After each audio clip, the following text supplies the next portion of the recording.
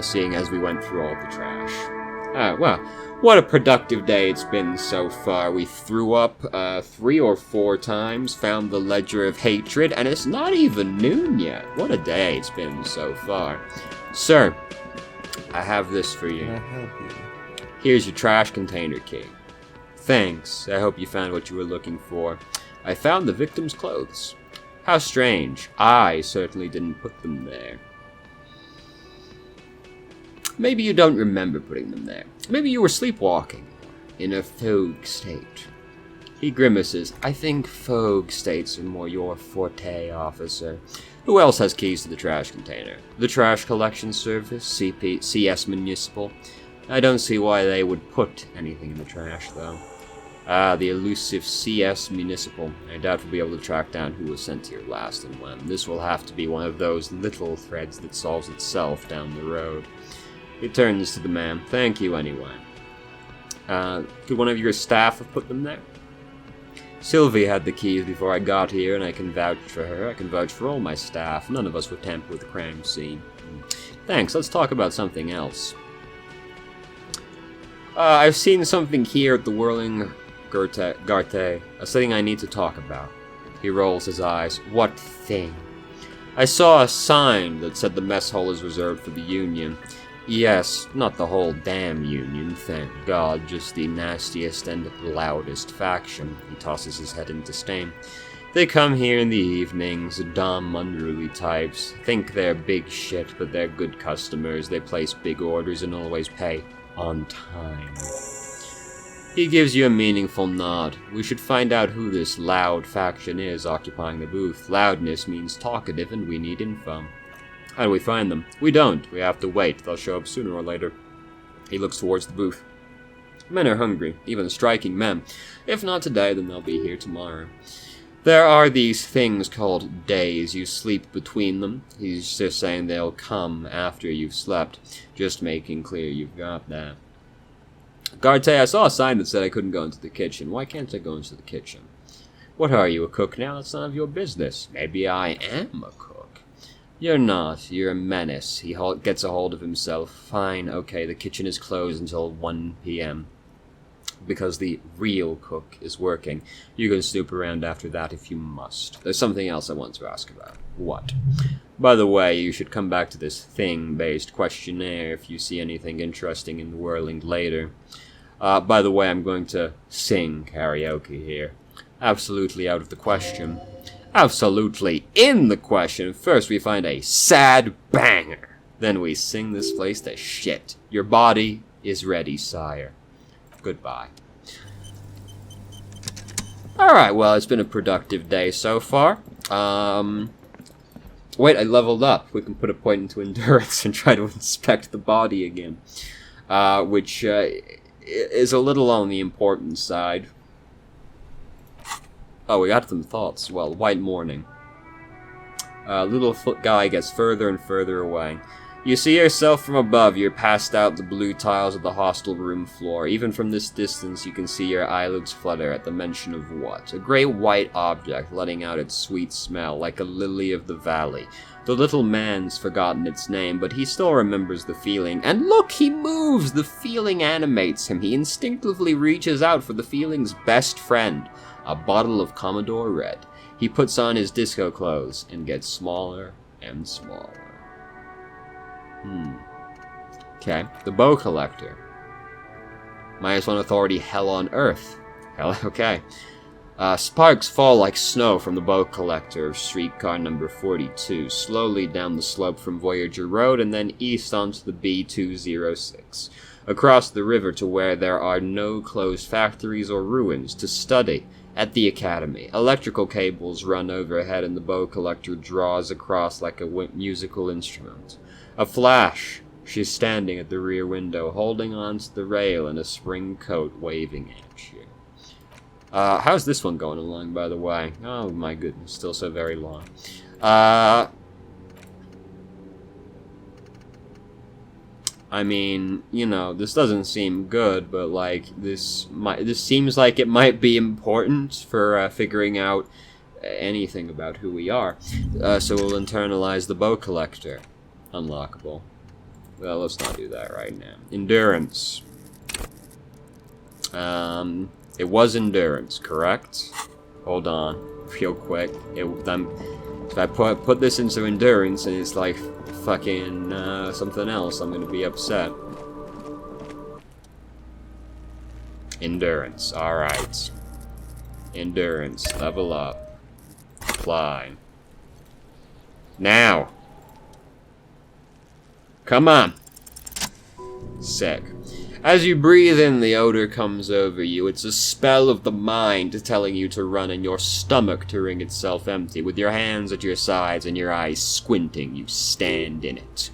It's a puzzle. What's hanging in front of you is a puzzle of decaying flesh, tattoos, and tendons. Do they always do that? They do after 7 days, yes. We're deep in decomposition here. Step closer.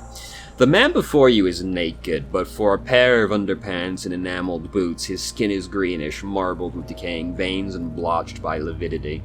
A fading web of tattoos covers his chest and shoulders. The cargo belt used to fashion him to the branch above appears industrial in strength. Inspect the boots. The material appears to be ceramic. Its clean white stands in stark contrast to the decaying flesh above the knee. The man wore thick polymer socks, probably for padding. A fine array of interlocking plates covers them.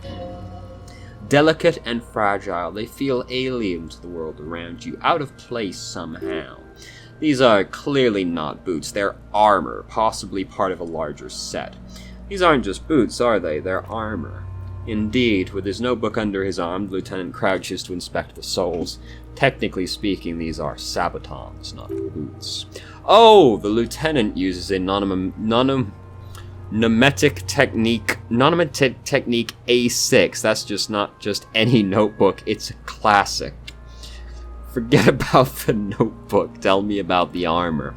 It's clearly some manner of super armor, or future armor. Super future armor? I'm useless. What kind of armor is this? Ceramic plate, zirconium dioxide, most likely. This is where the make would be. Where? Under the heel. Fairweather. He turns the boot slightly. Fairweather model T500/VE.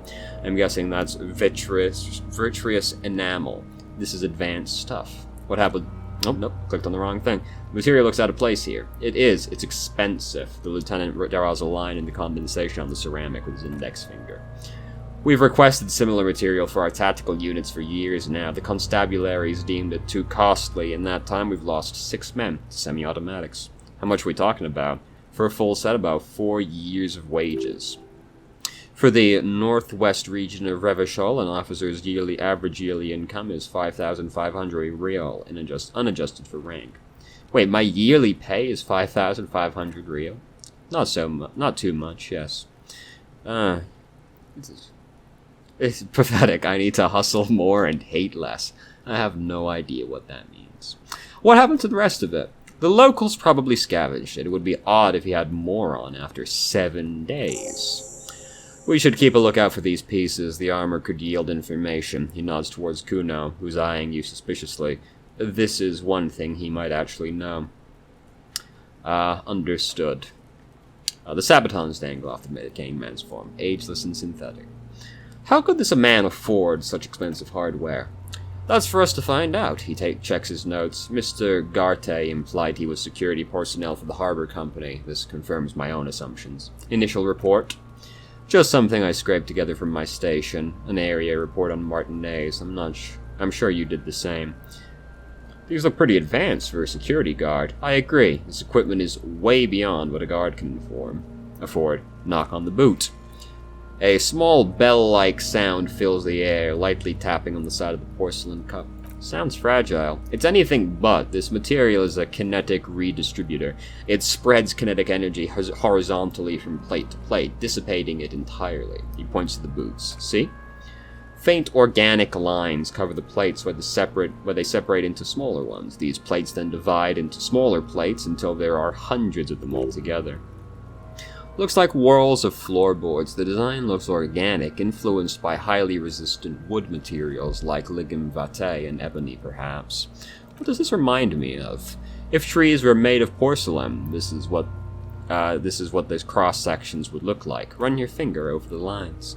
The smooth, glossy surface fractures into ever more intricate interconnections, peaking on the right sabaton where you notice the whorls are in the shapes of a letter and number combinations. E50.100.1000. Point to it.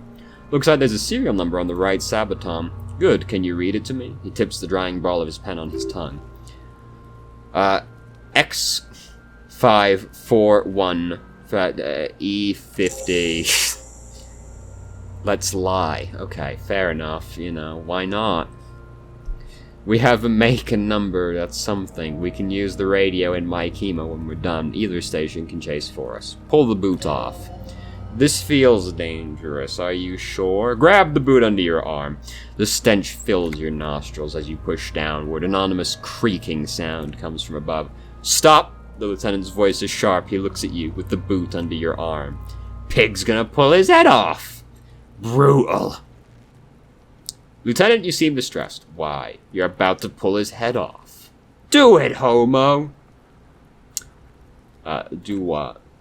Pull his head off. There's no point performing an autopsy if you do. We'll have compromised the coroner's case.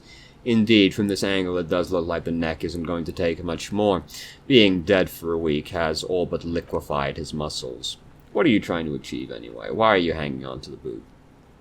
These boots would go super well with my bell-bottom pants. You do understand the boots are steeped in cadaver odorine, don't you? So are my pants. You have a point there, detective. You have a point. But, the lieutenant taps on the boot, there's no way you're getting them off. All this organic matter in his body has been flowing down into the boots. They're fused to his feet now. Why do you think the locals haven't scavenged them yet? You're sure there's a way to peel them off, but first the body needs to be down, and second, it would probably be better if the lieutenant wasn't around. Sounds like a plan. The anticipation makes you crack your fingers. Feels nice and cracky. What's going to happen to the boots then? Processing will take care of them. With the situation in the morgue, it will yield nothing, but we must pick our fights. He looks towards the boots. Shall we continue? Inspect the belt. The hangman's knot is pulled tight by the weight of the corpse below. Yellow, hard-edged polyester cuts into his neck. Above, a sliding buckle ties the belt to the branch. This is the steel-reinforced cargo lashing belt, big brother of the regular cargo belt. It's used for tying cargo under six-rotor airships. Don't ask me how I know this, but this is a lashing belt used for airlifting cargo. Airlifting? I thought it was used on lorries for strapping cargo to them. Apparently this is the reinforced kind, for air transport. My brain tells me so. He nods. The local harbor uses the six rotors to shuffle containers around. I get the sense they use whatever was on hand, without paying much attention to not incriminating themselves. We're assuming our dock workers from the harbor did this?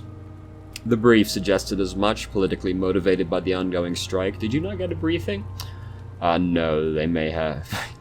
My past has undergone total annihilation. Nothing remains. My mother, the love of my life, certainly not a briefing. Ask him to tell you about the case. Okay. He blinks. You should ask me for the first moment we get. They sure wanted him to stay up there. The rope is reinforced with steel wiring. I was afraid it would be. He rises to inspect the noose. Thin steel wiring parallels strands. This makes getting him down more problematic than I had assumed. How do they get him up there? A noose is one of those things that's easier to use one way around. He points to the buckle tying the belt to the bench above. Did they climb up using the kid's ladder? The ladder can't carry a grown man. I don't see any splintering either, did you? I think they lassoed the branch, then pulled on the belt to close the buckle. He makes a pulling motion. Could be. The shape of the branch supports this theory. Back off. Inspect the tattoos. An intricate web of blue lines stretch across the torso from the right shoulder to the solar plexus. Each time they intersect, a small white star is formed in their crossings. Hundreds of fading asterisks riddle his skin. Their concentration is highest around his heart. His corpse is marked by stars. What will mine be marked by? Alcohol and heartbreak. Is this a map of the night sky? A map of the stars? He turns around to breathe before inspecting it closer. I do see some similarity to astronomical charts. Great, a century miscellaneum maybe. But this seems more particular, customized somehow. as if someone left out most of the night sky, filtering it through personal choice. The principle of this filter remains unknown to you. The thought dissipates, and you feel as though you were only half right. I'm missing something here. So am I. A sudden ringing fills the air as the lieutenant pulls down the zipper of his orange jacket. He takes a thin piece of milled aluminium from his coat pocket and pulls it open. Sounds like a sword being unsheathed. A small lens appears, some sort of camera. What's that? A Trigat Sunshine Mini.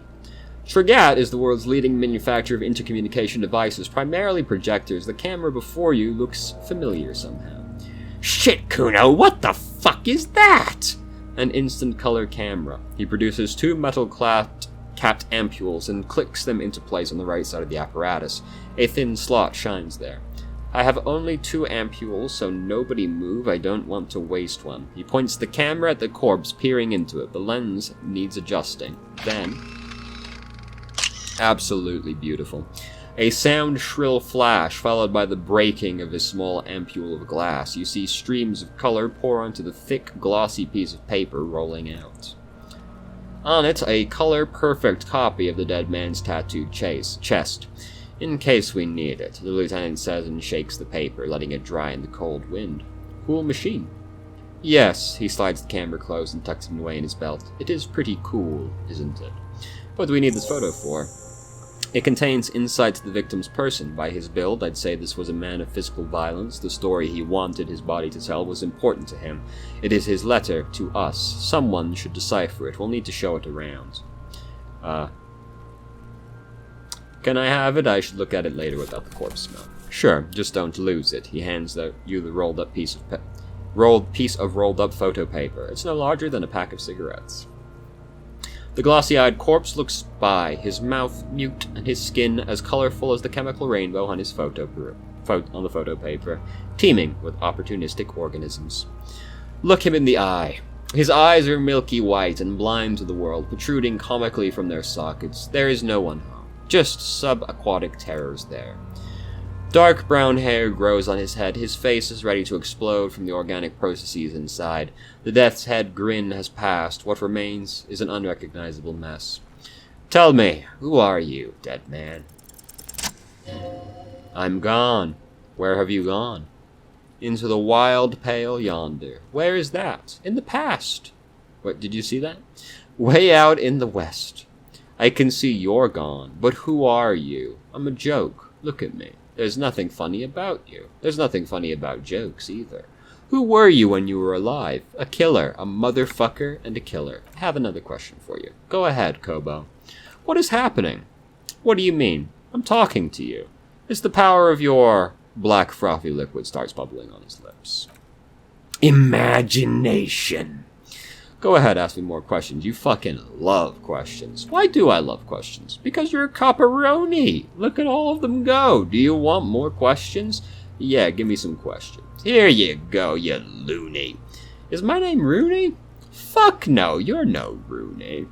Rooney is obviously not who I am. But between you and me, your name is probably Harry. No, it can't be Harry. I refuse. Good for you. Why do I feel like I've forgotten something terrible? Because you have. I hate you. You stink and you're boring. Do I remind you of someone? A child born with Mahler's disease. Harlequinism. Grown up miraculously. A baby affected with harlequinism. You sure wriggled out of that one, Coppolini. That's enough. You come back and look into his face anytime you want, humor yourself with my harlequin features, ask me your little questions, freshen your memory, create associations, remind yourself of your mortality, Copolopo. Squint and take a step back. As you narrow your eyes, the monster before you blurs into a violent mess of green and pink. This is a trick, you've done it before. Pink is where your blood is settled in the first hours post-mortem. You can see it. You can use it to see if the corpse has been tampered with. Does his position and time of death match the discoloration? Observe.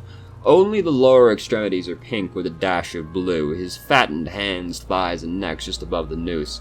The rest of the corpse appears dark green in the cold spring air. His face and hands are pink, thighs too. I see it. He adjusts his glasses. His neck, too. The lividity goes right up to his chin. We have a good, well-pronounced discoloration here. Relax your eyes. The monster comes back into focus, an explosion of color coursing with dark marbled veins. His stomach appears pregnant with something. Black liquid streams down his thighs and onto the boots. So what do you think?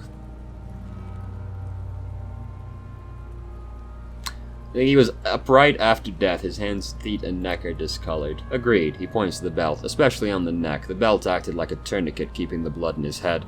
The hypostasis supports a hanging. Yep, seems like a lynching to me. Everything here seems to corroborate that assumption. But we should still get him down before assigning a probable cause. He's beaten up. See the bruises? I do. Most of them are post-mortem, maybe even all of them. The delinquents have made our jobs harder with their little sport. Stop talking in riddles, coin slot! He means you fucking fucked him up good, Kuno, the girl yells. Fucked him up brutal-like. Something is coming out of him. A pool of blood and feces has eaten onto the frozen mud below the man's feet. Purged liquid is dripping by, drop by drop. The victim appears to have contained no more than half a kilogram of digestion at the time of death. The fuck he saying? Talking about shit? Damn right I'ma turn around and yell. Malicious laughter erupts in the yard. Sounds like seagulls. Pig said he's a... The lieutenant's face is made of stone. Back up and catch your breath. But there is no breath to him. Only the cadaver fills you. Only the cadaver filling the air and your nostrils. He slowly rotates before you, decomposing. How do we get him down? He stops to think, then checks his notes. Are you sure we finished the preliminary examination of the cadaver? We might miss some of the things once he's down. Yeah, we're good. The steel-reinforced belt presents a unique challenge. I brought chain cutters, but I don't see a good angle to approach the belt. He doesn't actually think the challenge is unique. He thinks it's frustrating, annoying, and harder than he thought. The cadaver is a good 1.2 meters up. Neither of us can reach the belt without assistance, and even if we do, the question of cutting the airstrip strength material... Maybe we could shoot him now. Yeah! The enthusiasm is unrestrained. Bang, bang time, pig. Shoot his head off. The lieutenant remains unaffected. How? Where the buckle ties the rope to the branch, that's a good spot to aim. Point to it. The buckle holds the belt together. Where? He corrects his glasses. Ah yes, I see it. If the shot hits there might be a chance to release the belt.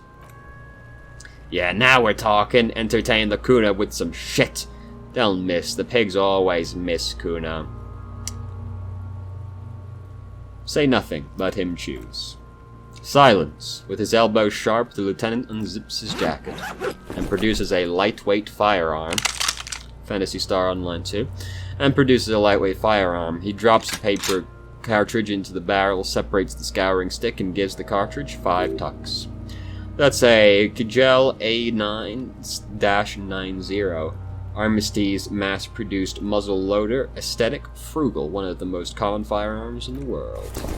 He then steps back and assumes the Faltese position. Taking aim, the corners of his eyes twitch, his fingers on the trigger. Easy does it, partner. He's gonna fucking miss. The kid's voice is drowned in a shrill blast that echoes off the walls of the surrounding tenements. A cloud of smoke slowly parts in the air. The lieutenant steps back and says to himself, God damn it. Fucking idiot. Maculpa, asshole. Kuno could have hit it easy, but then Kuno's not fucking handicapped, is he? It's okay, man. Kuno's sorry, too. Kuno feels sorry for the binoclard. The lieutenant doesn't say a word, just looks at the gun in his hand. Try again, maybe? No, we're lucky as it is. We didn't break anything, and the victim remains uncompromised. He looks around at the windows overlooking the yard.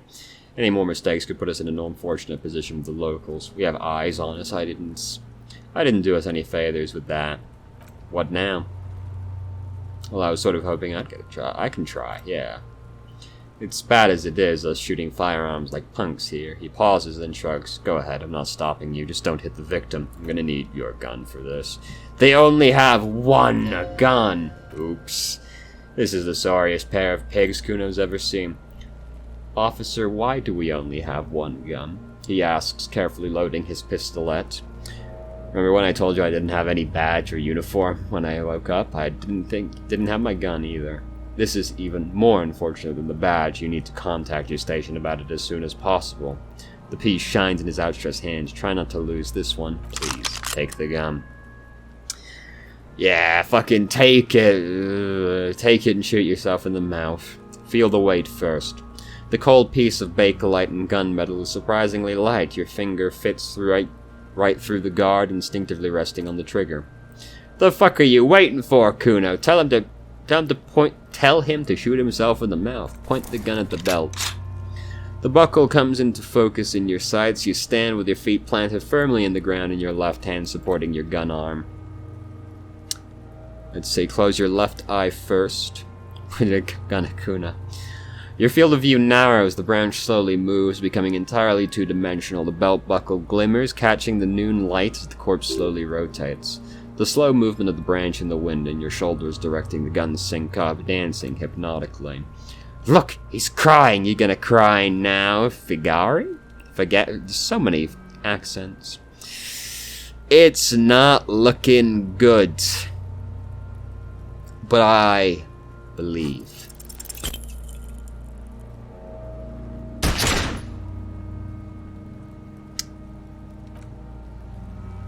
A plume of smoke erupts from the barrel. Your hand goes numb from the explosion. With your ears still ringing, you lower the weapon to see what happened.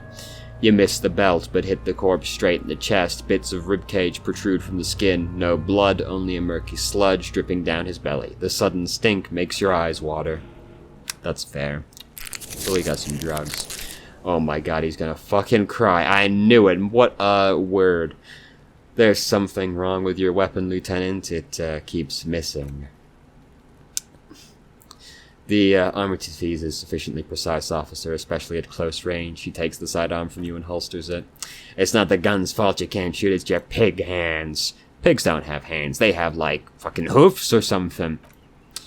Kuno has hands. He displays his little fingers. They're pink. Kuno can shoot that shit down for you. That's preposterous. We're not giving you the gun, kid. That's preposterous, she whines mockingly. What are you, a fucking earl? We still need to get him down, somehow. His tone is growing tired now. The stench makes him turn away from the corpse. But how? The bad way. I didn't want us to. He sighs. By asking the harbor for help. They have the tools and men. If they put him up there, they can take him down too. How do we get inside the harbor? From the gates, by negotiating or fighting. I'm unenthusiastic about fighting. He looks around.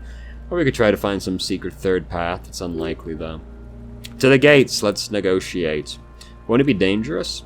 To ask the suspects for help with the victim's body? To be indebted to Evart Claire? Very much, yes, which is why I would have preferred to handle this ourselves.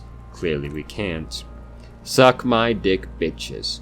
Who's Evart Claire? The leader of the Union, a dangerous and corrupt man from what I hear. You don't want to owe him much. Yeah, don't go being someone else's bitches, you're Kuno's bitches. Let's get to it then.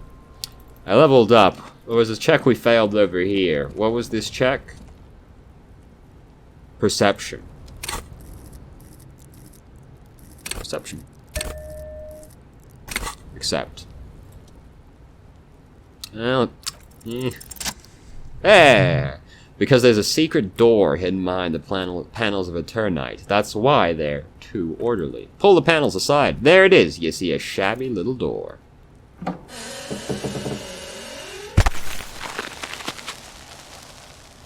Just like that. There it is. You see a shabby little door.